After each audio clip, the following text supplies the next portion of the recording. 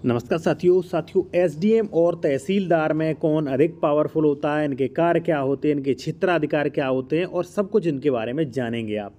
साथियों सबसे पहले मैं आपको बता दूं, एसडीएम यानी कि सब डिविजनल मजिस्ट्रेट या उपजिला अधिकारी या उपखंड मजिस्ट्रेट कई नामों से इन्हें जानते हैं।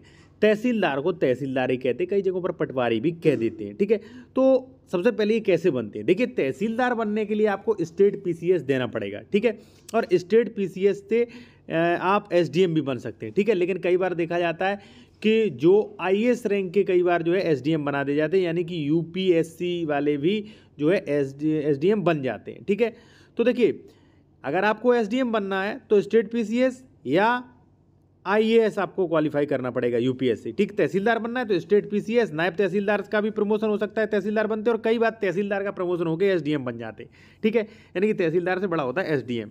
अब इनके कार्य तो साथियों, तहसीलदार जो है वो दाखिल खारिज संबंधी मामले देखते हैं। ठीक है, वो कोर्ट में बैठते हैं, तहसील स्तरीय कोर्ट में, जैसे दाखिल खारिज हुआ, धारा 67 की फाइलें हुई, जांच आख्या हुई, तो ये काम करते हैं कोर्ट में बैठ के। ठीक है, अब जो है एसडीएम की बात है साथियों, तो एसडीएम के कार्य काफ़ी होते हैं। जैसे मान लीजिए ये जो है बंटवारा देखते हैं, धारा 116, और तहसीलदार ने कोई गलत आदेश दे दिया, आपको लगता है ये गलत है, तो अपील भी एसडीएम के यहाँ होगी।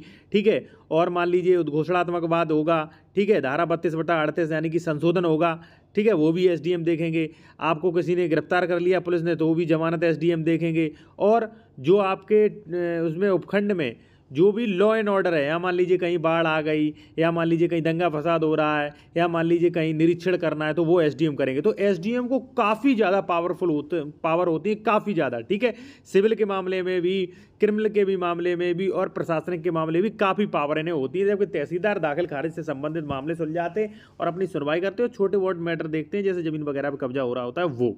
ठीक है, अब क्षेत्राधिकार, तो देखिए क्षेत्राधिकार दोनों का लगभग सेम रहता है। ठीक है, तहसीलदार का भी पूरा तहसील के होते हैं, एसडीएम भी पूरी तहसील के होते हैं, लेकिन तहसीलदार एक सीमित रह जाते हैं दाखिल खारिज जो धारा 67 की पत्रावलियां सुन लें, लेकिन एसडीएम जो है इनके अधीन जो है भाई वो भी सुनते हैं, जमानत भी देते हैं, प्रशासन भी देखते हैं अपना। ठीक है, तो काफ़ी इनका वो हो जाता है। ठीक है, तो क्षेत्राधिकार भी कहीं ना कहीं एसडीएम का बड़ा है।